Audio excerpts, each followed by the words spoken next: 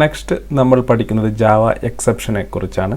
Java exception എന്ന് പറയുന്നത് നമ്മൾ നമ്മുടെ പ്രോഗ്രാം എക്സിക്യൂട്ട് ചെയ്യുന്ന സമയത്ത് നമുക്ക് ഒരുപാട് എറേഴ്സ് വരാൻ സാധ്യതയുണ്ട്. സോ അത്തരം എററുകൾ വരുന്നത് ചിലപ്പോൾ നമ്മുടെ കോഡിങ്ങിലുള്ള പ്രശ്നങ്ങൾ കൊണ്ടോ അല്ലെങ്കിൽ നമ്മൾ കൊടുക്കുന്ന ഡാറ്റ ഇൻപുട്ടിൻ്റെ പ്രശ്നങ്ങൾ കൊണ്ടായിരിക്കാം. സോ ഇങ്ങനെ നമ്മുടെ പ്രോഗ്രാം റൺ ചെയ്യുന്ന സമയത്ത് ഒരു എറർ വന്ന് നമ്മുടെ പ്രോഗ്രാം സ്റ്റോപ്പ് ആവാതെ നമുക്കതെങ്ങനെ ഹാൻഡിൽ ചെയ്യാൻ, ആ എക്സെപ്ഷൻ എങ്ങനെ ഹാൻഡിൽ ചെയ്യാം അല്ലെങ്കിൽ ആ എറർ എങ്ങനെ ഹാൻഡിൽ ചെയ്യാമെന്നാണ് നമ്മൾ ജാവ എക്സെപ്ഷൻ എന്ന് പറയുന്ന ഈ ട്യൂട്ടോറിയൽ പഠിക്കുന്നത്. സോ ഉദാഹരണമായി ഞാനിവിടെ ഒരു ചെറിയ പ്രോഗ്രാം എഴുതുന്നു. ഞാനിവിടെ റിസൾട്ട് എന്ന് പറയുന്ന ഒരു വേരിയബിൾ ഡിക്ലെയർ ചെയ്യുന്നു, ഇൻറ്റിജർ വേരിയബിൾ. അതിനെ ഞാൻ 10/2 എന്ന് പറയുന്ന ഒരു ഓപ്പറേഷൻ ചെയ്ത ശേഷം അതിൻ്റെ ഈ റിസൾട്ട് എന്ന് പറയുന്ന ഈ ഒരു വേരിയബിൾ സ്റ്റോർ ചെയ്യുന്നു. ശേഷം ഞാനത് പ്രിൻറ്റ് ചെയ്യുന്നു. സോ നമുക്ക് ഇനി ഇത് പ്രിൻറ്റ് ചെയ്ത് കഴിഞ്ഞാൽ നമുക്കറിയാം 10/2 എന്ന് പറയുന്നത് 5 ആണ്. ആ 5 എന്ന് പറയുന്ന റിസൾട്ട് നമുക്കിവിടെ ലഭിക്കുന്നതായിരിക്കും, നമുക്ക് നമ്മുടെ ടെർമിനലിൽ ലഭിക്കുന്നതായിരിക്കും 5 എന്ന് പറയുന്ന റിസൾട്ട്. സോ ഇനി ഞാനിവിടെ ഈ ഇൻറ്റ് എന്നതിന് മുകളിൽ ഞാൻ ഒരു മെസ്സേജ് കൂടി പ്രിൻറ്റ് ചെയ്യുന്നു, പ്രോഗ്രാം സ്റ്റാർട്ടഡ്. ഓക്കെ, അതുപോലെ റിസൾട്ട് പ്രിൻറ്റ് ചെയ്തതിന് ശേഷം ഞാൻ മറ്റൊരു മെസ്സേജ് പ്രിൻറ്റ് ചെയ്യുന്നു, പ്രോഗ്രാം സക്സസ്ഫുള്ളി എക്സിക്യൂട്ടഡ്. ഓക്കെ, ഇനി നമുക്ക് റൺ ചെയ്ത് കഴിഞ്ഞാൽ നമുക്കെല്ലാവർക്കും അറിയാം നമുക്ക് ഈ 3 റിസൾട്ടും നമ്മുടെ ടെർമിനലിൽ ലഭിക്കുന്നതായിരിക്കും. സോ ആദ്യം പ്രോഗ്രാം സ്റ്റാർട്ടഡ്, അതിനുശേഷം നമ്മുടെ വേരിയബിൾ നമ്മൾ സ്റ്റോർ ചെയ്ത 5 എന്ന് പറയുന്ന വാല്യൂ, അതിനുശേഷം പ്രോഗ്രാം സക്സസ്ഫുള്ളി എക്സിക്യൂട്ടഡ്. സോ ഇതാണ് നമ്മുടെ ഒരു ചെറിയ പ്രോഗ്രാം എന്ന് പറയുന്നത്. ഇനി ഞാനിവിടെ 10നെ ഞാൻ 0 കൊണ്ടാണ് ഹരിക്കുന്നതെങ്കിൽ നമ്മൾക്കറിയാം 0 കൊണ്ട് നമുക്ക് ഹരിക്കാൻ കഴിയില്ല, ഒരു എറർ വരുമെന്നറിയാം. സോ നമുക്ക് റൺ ചെയ്ത് നോക്കാം. സോ റൺ ചെയ്ത് കഴിയുമ്പോൾ നമുക്ക് ആദ്യത്തെ പ്രോഗ്രാം സ്റ്റാർട്ടഡ് എന്ന് പറയുന്ന ആ കോഡ് റണ്ണായി, അത് എക്സിക്യൂട്ടായി, അതിൻ്റെ റിസൾട്ട് ലഭിച്ചു. രണ്ടാമത്തത് റിസൾട്ട് എന്ന് പറയുന്നത് 10/0 ആയിരുന്നു. അത് 10നെ 0 കൊണ്ട് ഹരിക്കാൻ നമുക്ക് സാധിക്കില്ല. അപ്പോൾ നമുക്കിവിടെ അരിതമെറ്റിക് എക്സെപ്ഷൻ എന്ന് പറയുന്ന ഒരു എറർ വന്നു, എക്സെപ്ഷൻ ഇൻ ത്രെഡ് എന്ന് പറയുന്ന അരിതമെറ്റിക് എക്സെപ്ഷൻ എന്ന് പറയുന്ന ഒരു എറർ വന്നു. അതിനുശേഷം നമ്മൾ എഴുതിയ പ്രോഗ്രാം സക്സസ്ഫുള്ളി എക്സിക്യൂട്ടഡ് എന്ന് പറയുന്ന കോഡ് നമുക്ക് എക്സിക്യൂട്ട് ആയില്ല. ഇങ്ങനെ നമ്മുടെ ജാവ പ്രോഗ്രാമിൽ ഒരു എറർ വന്നു കഴിഞ്ഞാൽ അതിന് ശേഷമുള്ള പ്രോഗ്രാംസ് ഒന്നും നമുക്ക് എക്സിക്യൂട്ട് ആവുന്നതല്ല.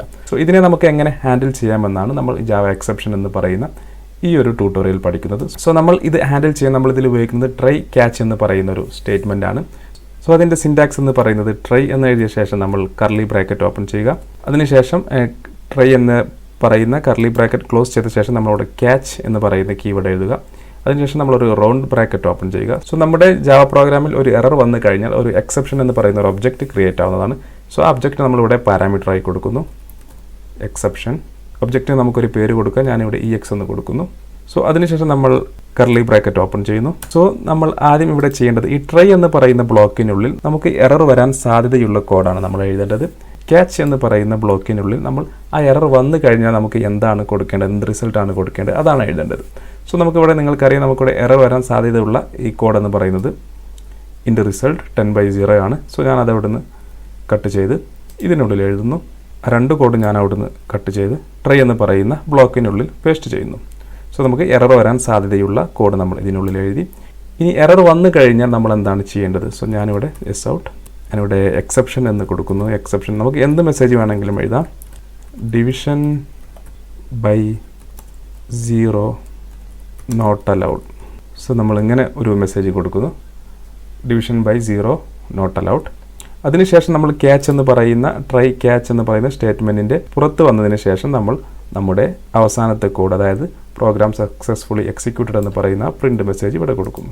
സോ ഇപ്പോൾ എറർ വന്നു കഴിഞ്ഞാലും നമ്മുടെ ജാവ പ്രോഗ്രാം അത് ഹാൻഡിൽ ചെയ്യുന്നതാണ്. സോ നമുക്ക് ആദ്യം കറക്റ്റ് നമ്മുടെ 10/2 എന്ന് പറയുന്ന ഒരു റിസൾട്ട് കൊടുത്ത് നമുക്ക് റൺ ചെയ്ത് നോക്കാം.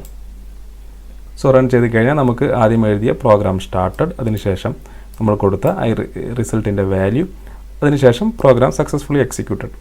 സോ ഇത് നമുക്ക് നോർമലി സാധാരണ ലഭിക്കുന്ന റിസൾട്ടാണ്. ഇനി ഞാനിവിടെ 10/0 കൊടുത്തു കഴിഞ്ഞാലോ, 10/0 കൊടുത്ത് നമുക്ക് റൺ ചെയ്ത് കഴിഞ്ഞാൽ ഇപ്പോൾ ഇവിടെ എറർ വരും. സോ അതെങ്ങനെയാണ് ഹാൻഡിൽ ചെയ്യുന്നതെന്ന് നോക്കാം. സോ നമുക്കിവിടെ പ്രോഗ്രാം സ്റ്റാർട്ടഡ് എന്ന് പറയുന്ന ആദ്യത്തെ മെസ്സേജ് വന്നു.